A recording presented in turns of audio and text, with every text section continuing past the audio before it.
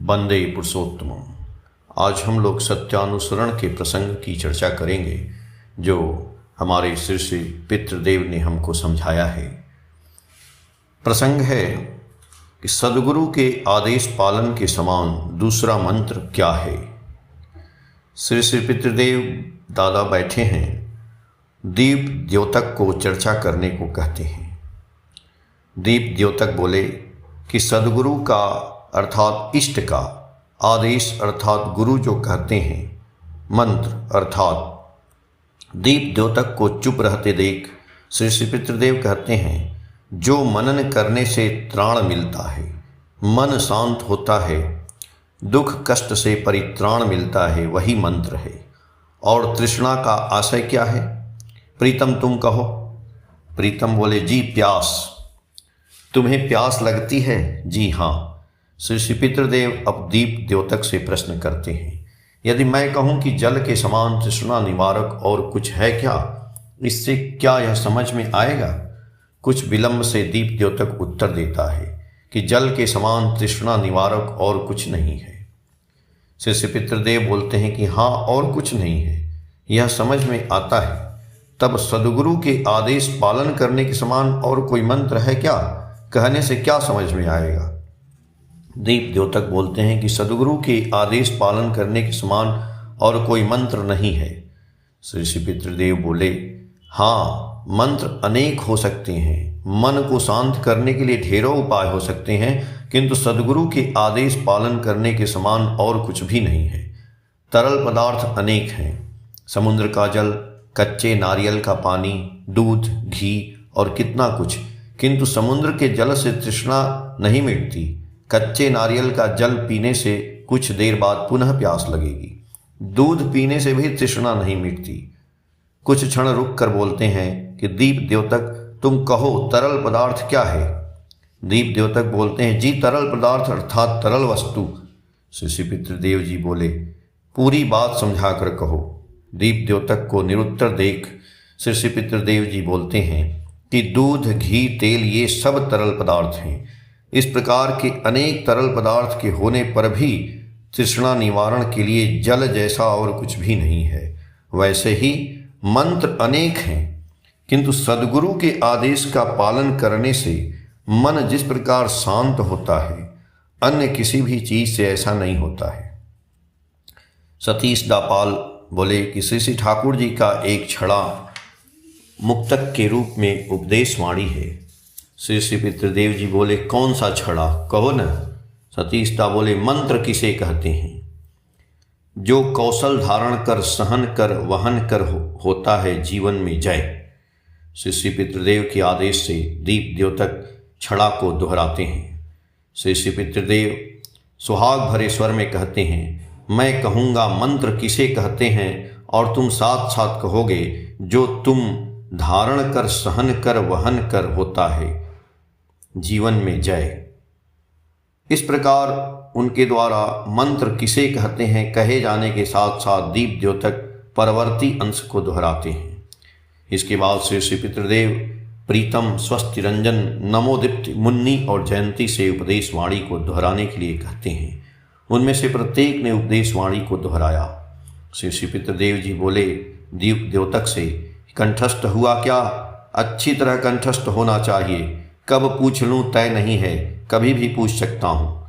सतीश दा बोले, जी एक प्रश्न रह गया है, सद्गुरु का आशय क्या है? श्री पितृदेव जी बोले, कहो न प्रीतम, तुम कहो। कोई कुछ भी नहीं कह रहा है। यह देखकर श्री पितृदेव जी कहते हैं, जो जन्म जन्म की तपस्या से इष्ट को सर्व अंतःकरण से प्रेम कर पाए हैं, जिनके माध्यम से स्वतः ही जीव जगत का कल्याण साधित होता है, सहज भाव से उन्हें ही सद्गुरु कहते हैं। एक दूसरा प्रसंग आता है सत्यानुसरण का कि चलो आगे बढ़ो, रास्ते को सोचकर ही क्लांत मत हो जाओ, नहीं तो जा नहीं पाओगे। आदेश के अनुसार श्रीमती लक्ष्मी दास गुप्ता उपदेश वाणी का पुनः पाठ करके कहती हैं कि प्रतिदिन सुबह प्रार्थना के लिए आ नहीं पाती हूँ, मन में आता है इतना रास्ता चलना पड़ेगा। श्री पितृदेव जी बोलते हैं कि श्री श्री ठाकुर जी ने इस उपदेश वाणी को हमारे मंगल के लिए ही तो दिया है न। क्या केवल ठाकुर बाड़ी आने के लिए? यह अन्य किसी क्षेत्र में प्रयोज्य है या नहीं, इस पर चिंतन करना होगा। तनिक सोचने से ही हम पाएंगे कि जीवन के सकल क्षेत्र में ही यह उपदेश वाणी प्रयोज्य है। तत्पश्चात श्री श्री पितृदेव कहते हैं, इतने बड़े घर में झाड़ू लगाना होगा, अरे बाप रे, अथवा विक्टोरिया मेडिकल हॉल से दवाई लानी है। तुम सोचती हो कैसे जाऊंगी? रे बाबा, दुकान जाऊंगी, दवाई लूंगी, उसके बाद लौटूंगी, इतना हंगामा नहीं किया जाएगा। कठिया बाबा जी, बालानंद स्वामी, वे सभी महापुरुष गण कठोर तपस्या करके सिद्ध हुए हैं। श्री श्री ठाकुर जी ने हमें उषा निशा में मंत्र की साधना, चलते फिरते जप इत्यादि नित्य अभ्यास करने का निर्देश दिए हैं। नाम ध्यान करना अत्यंत जटिल कार्य है। यह सोचकर यदि चप्पू पतवार छोड़कर बैठ जाऊं तो नहीं चलेगा, दृढ़ता से लगना होगा। उनके द्वारा दिए गए विधानों का निष्ठा के साथ अनुपालन करना होता है। नाम जप में मन लगाने के लिए परम पिता के श्री चरणों में प्रार्थना करनी होती है।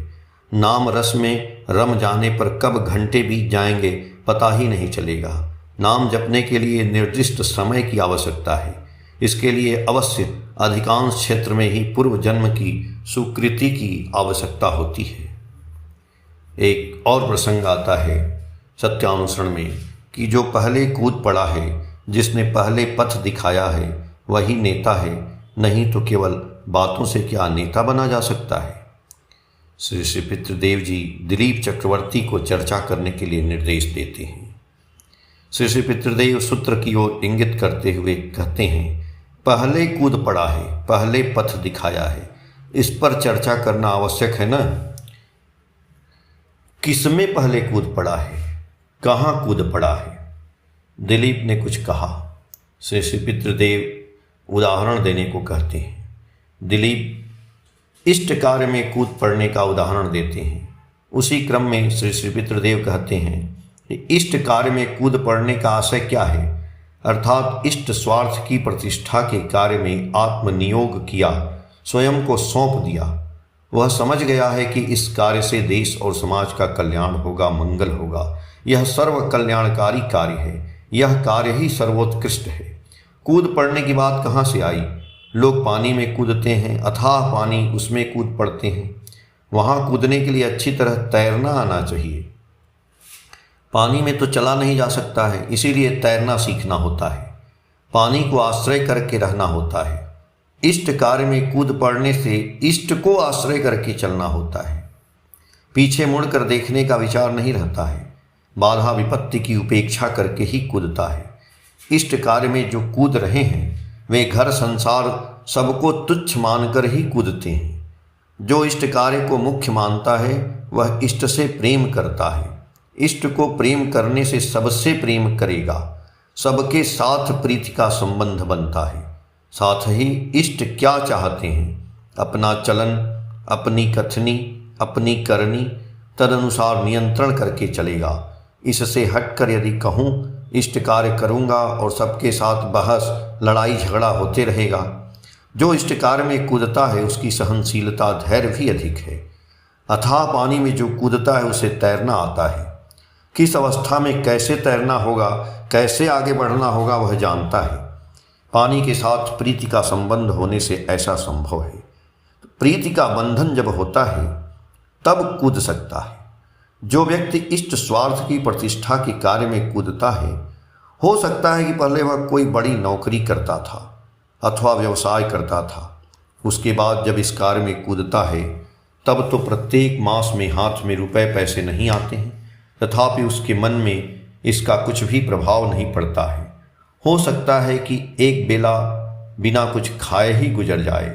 महत् कार्य करने में यह अवस्था भी उसके लिए परम तृप्तिकर है। देश तब ब्रिटिश के अधीन था। स्वाधीनता आंदोलन में कितने बड़े बड़े व्यक्ति देश के कार्य में कूद पड़े थे। उस समय देशबंधु चित्तरंजन दास की मासिक आय 40,000 रुपये थी।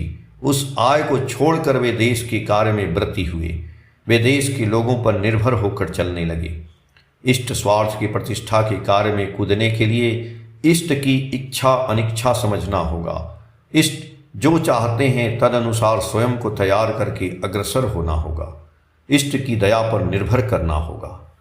कोई व्यक्ति जब पहले कूदता है उसे देखकर लोग अनुभव करते हैं कि तब तो इसी प्रकार कूदा जा सकता है, तब वह उदाहरण बन जाता है। सभी उसे श्रद्धा करते हैं, सम्मान करते हैं। जो पीछे आ रहे हैं उन्हें साथ लेकर वह आगे बढ़ता है, इसीलिए वह नेता है। पीछे आने वाले लोग उसका अनुसरण करते हैं।